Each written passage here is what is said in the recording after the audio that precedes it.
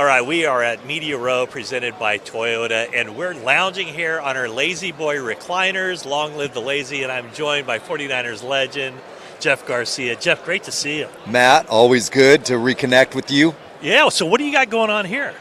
Well, I'm here teamed up with Mueller Sports. They've been around the game for many years. Stickum was one of the first products they used to have here on the field. But so good it got outlawed, right? I mean, so good. Lester Hayes covered every ball Yes. and Bolitnikov every ball with their gooey product. But that being said, Revive is their product line of inflatable products that help get blood flow into the body, help deal with pain, discomfort, help the lymphatic system get activated. And so I use the boots. I put them on at home when I'm sitting in a lounge chair just like this, watching the game.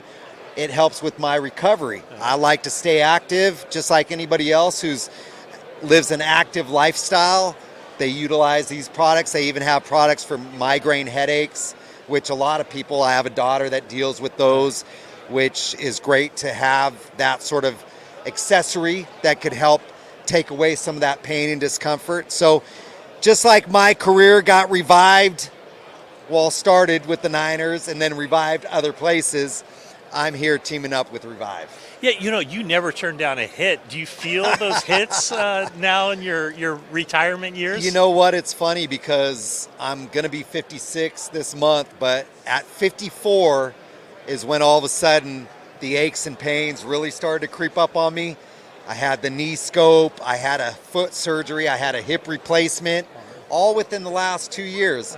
That being said, I just look at it as tweaking and fixing some of the things that were starting to go downhill, and I'm back. But yes, obviously lower back pain. Hey, the fingers, I've broken fingers in the past. I've broken my nose playing the game.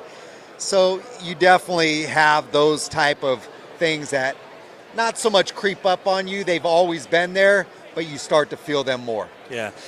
Jeff, your crowning moment with the 49ers was that big playoff comeback victory over the Giants. There's a documentary out on that now.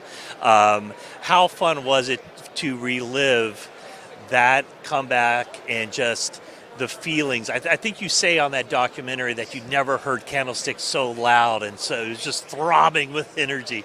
Right. What do you remember about that day? Yes, the episode, Don't Call It a Comeback. You can watch it on Hulu. It was just a moment that, like I said, after that game, I wish I could just bottle up that moment and keep it forever, because the energy, the roller coaster of emotions that went through that stadium. As a player, you can't afford to be on that roller coaster ride. You got to stay in the moment. And obviously, being down 24 points, there was a lot of feeling in that stadium of this is over.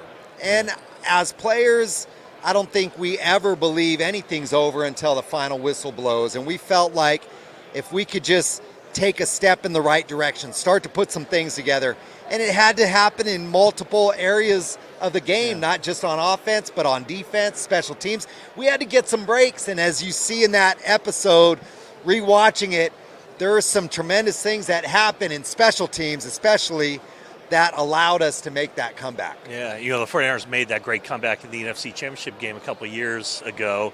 And after that offseason, we did that panel discussion where it was you, Alex Smith, Steve Young, and also Brock Purdy. Sure. I don't know how much time you spent with Brock, but did you get a feel for him either that night or in the couple of years since? Just what kind of guy he is, what makes him tick, and what makes him successful? I think he really carries that underdog mentality deep within him. Doesn't say it, but that drives him. He's extremely intelligent. That's something you can relate to. Yes, absolutely. He's extreme. He's the guy that's always been underestimated in some sort of way, and yet continues to prove himself, whether it's at the high school level, the collegiate level at Iowa State, and now in the pros, continuing to prove himself. And he's got that drive, that dedication that is important to have at that position.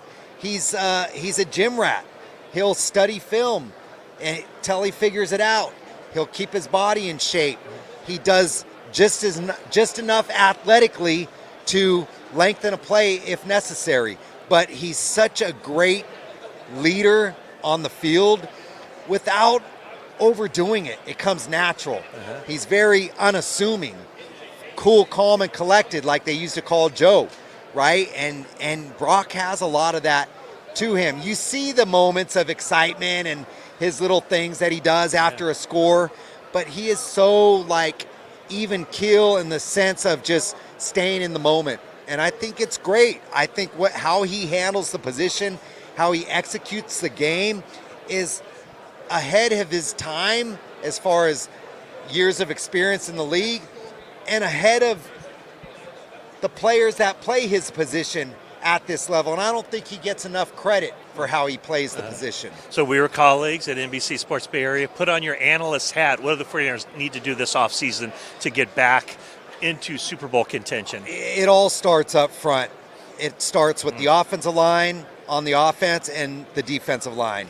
If you can't get pressure from your front four and you have to fabricate pressure all of the time in order to get heat on the quarterback, it puts your defensive backfield in a difficult position.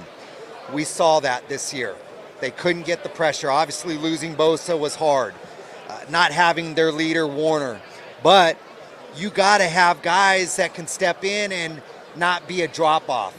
And I don't think they really had that on the defensive side. That's where there was some struggle. On the offensive side is strengthening the offensive line. I mean, we got to be better up front. We got to be able to give Brock the time. McCaffrey is such an unbelievable running back. He squeezes through holes that you don't think are there. Like somehow he gets through it. They could be better. You watch Seattle's offensive line, they're dominant.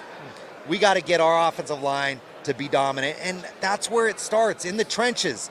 You build that up, you have the players elsewhere to create winning opportunities. I mean, let's be honest, they were 13-4.